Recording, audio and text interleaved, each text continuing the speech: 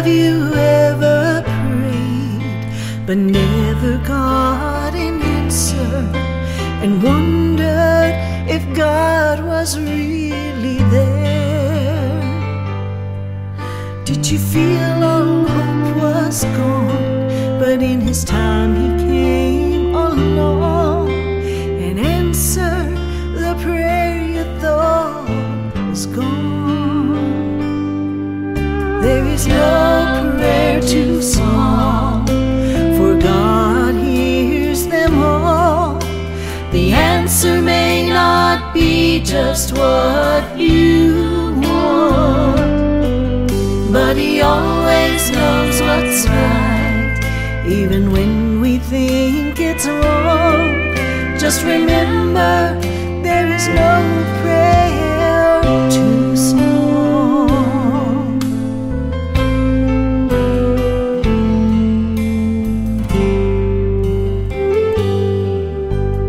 I have read, if you will ask, you shall receive.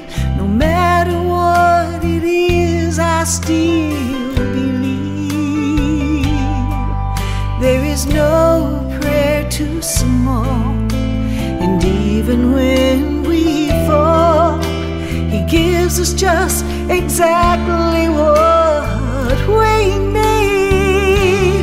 There is no prayer too small, for God hears them all. The answer may not be just what you want, but He always knows what's right, even when we think it's wrong. Just remember, there is no prayer too small. No prayer too small. He always knows what's right. God hears them all. There is no prayer too small. My God hears them all. The answer may not be just what you want, but He always knows what's right, even when we think it's wrong. Just remember, there is no prayer too small. No prayer too small.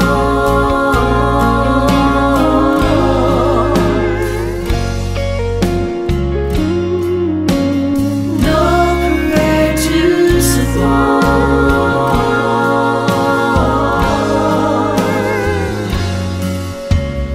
God hears them all.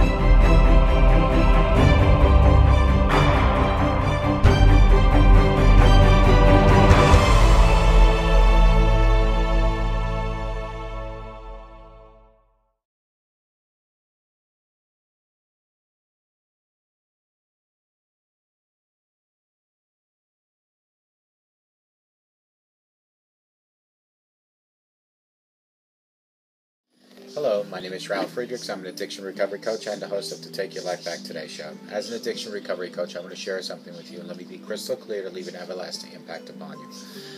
Just imagine being buried alive. You're in a coffin, but you know you're not dead. You don't know how to get out of that coffin. You tried lifting the lid, but the enormous weight of the dirt on the lid prevents you from opening it.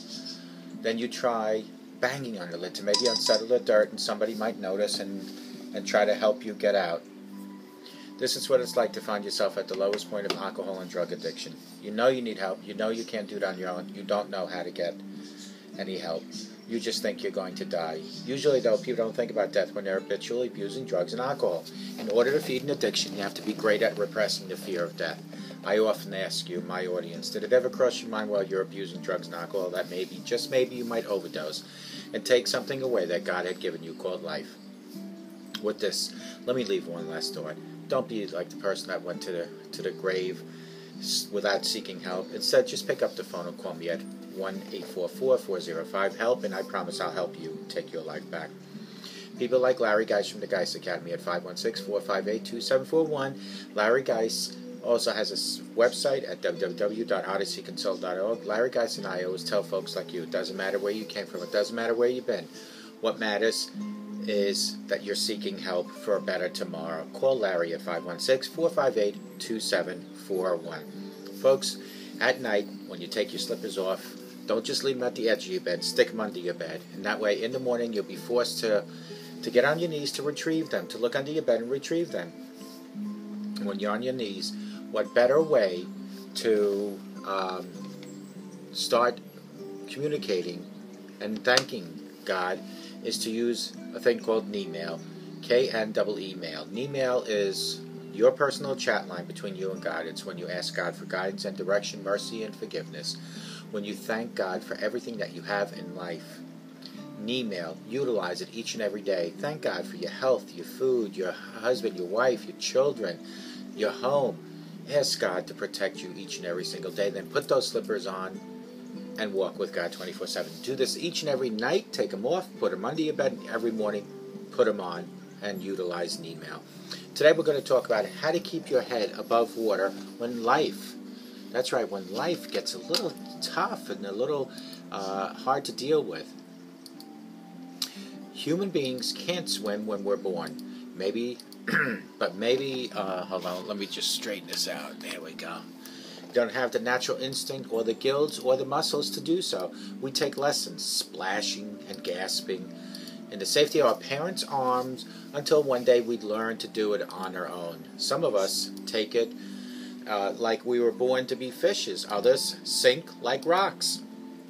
But all of us, the fish and the flounders, are thrown into a deep sea and or a deep pool and are told to swim at some point in our lives or another.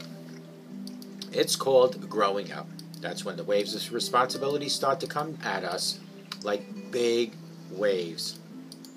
Some wash over us, others splash us in the face.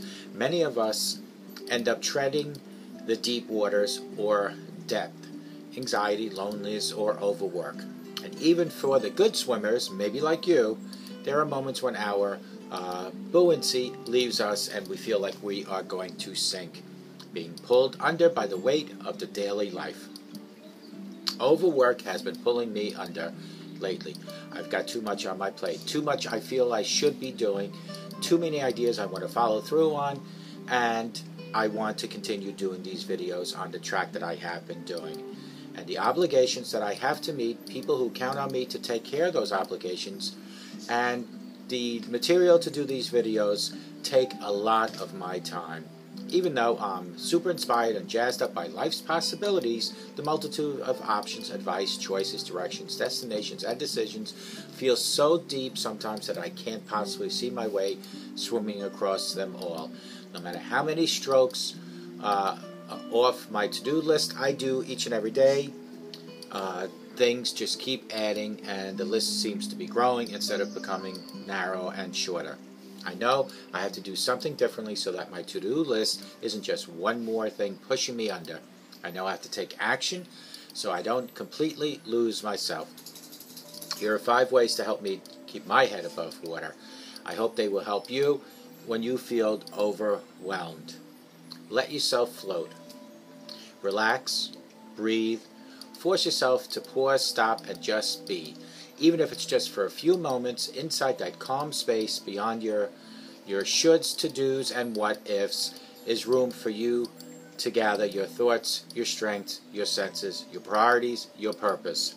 Inside stillness is a place in which you can still float, chill out, and hear yourself.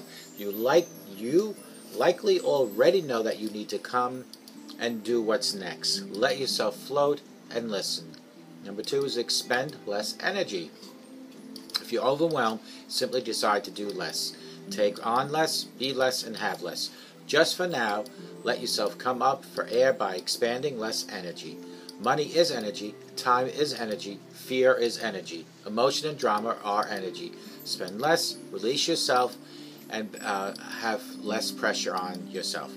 Keep looking up. See and love each moment instead of what's up ahead or behind. Stay right here and stay right there where you are to embrace the bright side, the upside, the half full, the wonder. Let go the weight of negativity. You are where you are, love what you do, and love who you are. The rest will come naturally. Number 4 is to reach out. Ask for help, join forces, be vulnerable, open, collaborative, express your needs, find a mentor, guide, an advisor, or a listener, or even a motivator, or even a friend. Being overwhelmed by life doesn't mean you have to be overwhelmed alone. Be overwhelmed together as a team. Reach out, make yourself heard, let yourself be loved and energized by someone else's assistance and understanding. Swim in the right direction. Turn in the direction of your values and swim that way every single day. If each move makes you aligned with what you believe in, what makes sense to you, and what carries you towards what you want, then you'll just have to start and get over there. In fact, you already might be there just by swimming your way over there. But if you keep going into the same direction that you got overwhelmed, in debt, or unhappy, then you'll find yourself back where you started. And that's not a good place to be, folks. Decide to change the direction. The shift can make a huge difference and a world of difference. Swimming through deep waters is not easy to do. It takes practice, it takes strength, it takes a lot of stamina, and sometimes a little kicking along the way. But if you learn to float, expend less energy, look up, reach out, and head in the right direction, swimming can be as joyful and as simple as it when you were a child. I might be a little waterlogged at the moment, but I am ready to float for a while so that I can catch my breath and see where the ripples of my soul decide to take me. Then, and only then, will I swim in the direction of my dreams. And part of that direction is to continue doing what I do here, and that is to make sure that you folks get the experiences that I go through each and every day. And one of the experiences is to keep my head above water, and I hope you keep your head above water. Take care.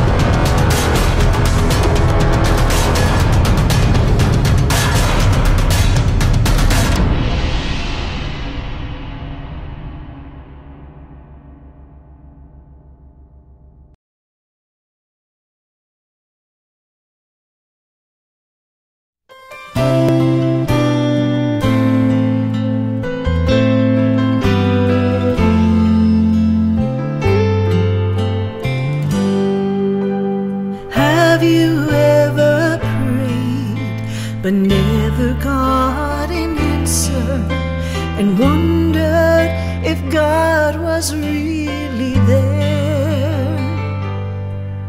Did you feel all hope was gone, but in His time He came along and answered the prayer you thought was gone? There is no prayer too small, for God hears them all. The answer may not be just what you want, but He always knows what's right even when we think it's wrong. Just remember, there is no prayer too small.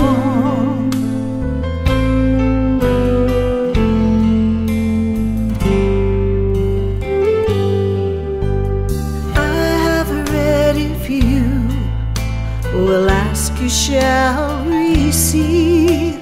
No matter what it is, I still believe. There is no prayer too small, and even when we fall, He gives us just exactly what we need.